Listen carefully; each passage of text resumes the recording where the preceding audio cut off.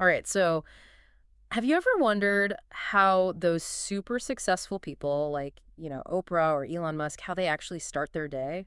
Well, it is pretty fascinating to think about, right? Yeah, like do they have some secret formula for success or, you know, I mean, there's this idea out there that your morning routine, it's not just like a set of habits, but it actually shapes your whole day.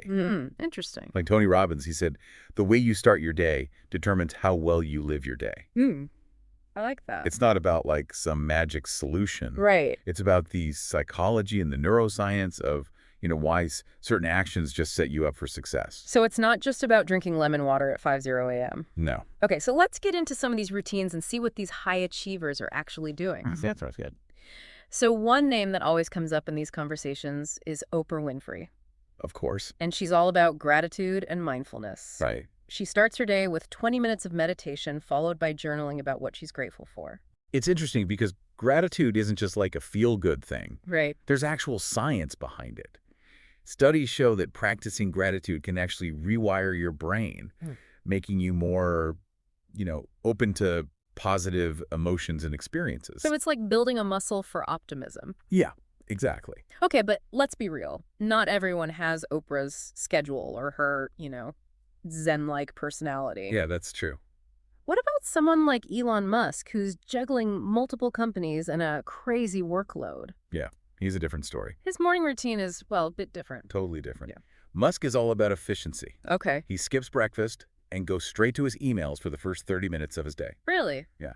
That seems a bit counterintuitive. Right, but there's a method to his madness. Okay, I'll bite. What's the strategy behind starting your day with an email avalanche? It sounds stressful, but it's about tackling what's called decision fatigue. Decision fatigue. Yeah, every decision we make throughout the day, no matter how small, it depletes our mental energy. Oh, So by doing his most important tasks, first thing, Musk conserves his brain power for the bigger challenges that come up later. so he's front-loading his decision-making to avoid burnout. Exactly. That's actually pretty smart. Yeah.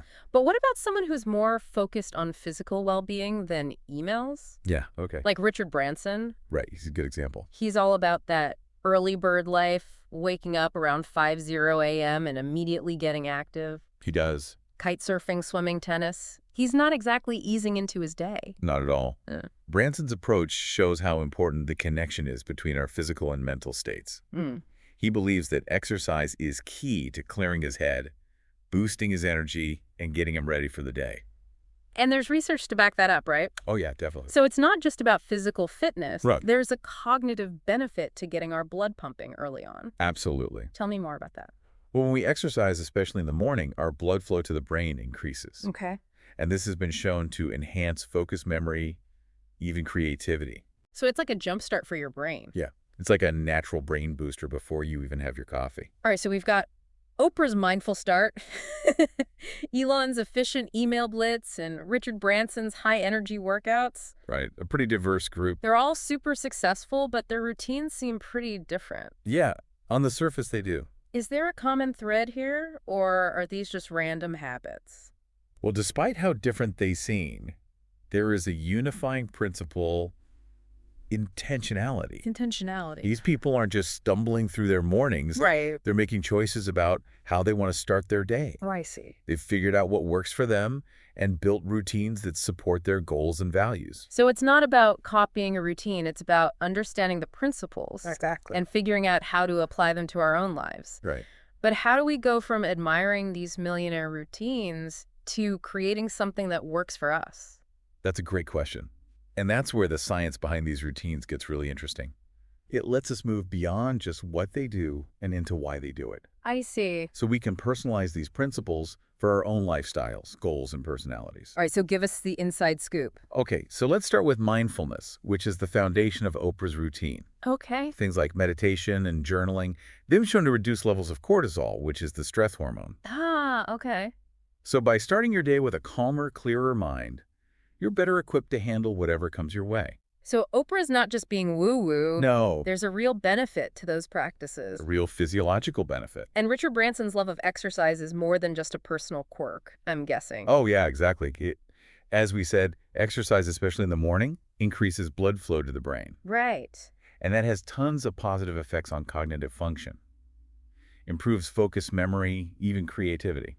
Okay, I'm starting to see how these small actions can make a big difference. It can. But what about Elon Musk's email habit? Yeah, that one I'm still a bit skeptical. is definitely not for everyone. But the idea of prioritizing tasks and minimizing decision fatigue, that's something we can all learn from. Okay, so it's not just about getting things done. Right. It's about being strategic with our mental resources. Exactly. When we make too many decisions early on, we drain our mental energy and end up making worse choices and feeling more stressed later in the day. That makes a lot of sense. Yeah. But how do we actually put this into practice? Yeah, good question. Not everyone is going to be kite surfing at dawn or spending an hour meditating. Of course not. Right. The key is to find what works for you. Right. It's about understanding the principles and then experimenting to create a routine that fits your lifestyle, your preferences, and even your personality. Okay, so we've got the scientific foundation, and we know personalization is key. Yeah. But where do we even begin? Well, one thing that trips people up is trying to do too much too soon. Oh, yeah, I can see that. Instead of changing your whole routine overnight, start by identifying one small change you can make. Maybe it's waking up 15 minutes earlier to do a quick meditation, or putting your phone aside for the first hour of your day. So small changes, big impact. Exactly. I like it. And once that small change becomes a habit, you can add another one. Exactly. You build momentum gradually. But how do we choose that first step? It all comes down to your goals and values. Okay. What are you hoping to achieve with your morning routine? Mm. Are you looking for more peace and focus, a burst of energy, or just a more organized and productive start to your day? Okay. Once you're clear on your why, what becomes a lot easier to figure out. So before we even think about specific actions, we need to ask ourselves, what kind of day do I want to create? Yeah, exactly. And then we can build a routine that supports that vision. Exactly. I love that. It's not just about checking things off a list. It's about designing a morning that sets the tone for the life we want to live. That's the idea. So as we wrap up this part of our deep dive, I want to leave our listeners with a question to think about. What small change can you make to your morning routine right now to better align with your goals and values? It doesn't have to be a huge change. Maybe it's adding 5 minutes of meditation, swapping that sugary cereal for a healthier breakfast, or choosing a calming podcast instead of scrolling through social media. We'll be back in a bit to delve deeper into these ideas and explore how to make these millionaire-inspired routines work for you. Until then, happy experimenting. Sounds good. Welcome back to our deep dive, As we were talking about those millionaire routines, Yeah. it struck me that we often think success needs like massive changes. Right, like we need to overhaul our whole lives. Yeah, like become marathon runners or meditation masters overnight. But it's actually the small, consistent things that make a difference. It's about building momentum. One step at a time. Which brings us to that framework. How do we put these principles into practice? What are those baby steps? Right, so let's revisit mindfulness. If you're new to meditation, you don't have to sit in lotus pose for an hour. Start with 5 minutes. 5 minutes. I can barely sit still for 5 seconds. That's okay. Even a few minutes of focused breathing can help find a quiet spot, close your eyes, and just observe your breath. Hmm. There are also some great apps out there that can help you get started. So we're not talking about achieving bliss or something. No, not necessarily. It's more about creating a moment of stillness in all the chaos. Right. And for those who find meditation a bit too, still, there's always mindful movement. Exactly. What's that? Think gentle yoga tai chi, or even just a mindful walk in nature. The key is to bring your awareness to your body and your surroundings, to be present in the moment. I love that mindful walk. Such a simple way to start the day connecting with nature, clearing your head before things get crazy. Yeah, it's about shifting from that reactive state where we're constantly bombarded with stuff to a more proactive state where we're choosing how we want to engage with the world. So mindfulness is about finding that inner calm, whether through stillness or movement. But what about exercise? Okay. For those of us who aren't morning workout people, how do we make that part of our routine without dreading it? Again, it's about finding what works for you. If hitting the gym at dawn isn't your thing, don't force it. Start with something you enjoy, maybe a dance class, a bike ride with a friend, or even some stretching in your living room. So make it fun and sustainable. Yeah, because if you don't enjoy it, you won't stick with it. And remember, even a little bit of movement can make a difference. Absolutely. Even 10 minutes of moderate exercise can boost your mood, your energy levels, and your cognitive function. All right, I'm feeling inspired to move. Good. So we've got mindfulness movement covered. Yeah. What about intention setting? How do we go from feeling overwhelmed to focused? One technique is to pick your top 3 priorities for the day. Write them down. Visualize yourself accomplishing them and use that as your guide. Like a roadmap for your day. Yeah, it helps you stay focused on what matters and avoid getting sidetracked by less important things. That could really reduce that overwhelm and decision fatigue. It's about being proactive with your time and energy, not letting the day just happen to you. So mindful start movement boost intentions, set now the breakfast dilemma to eat or not to eat. Ah, the eternal question.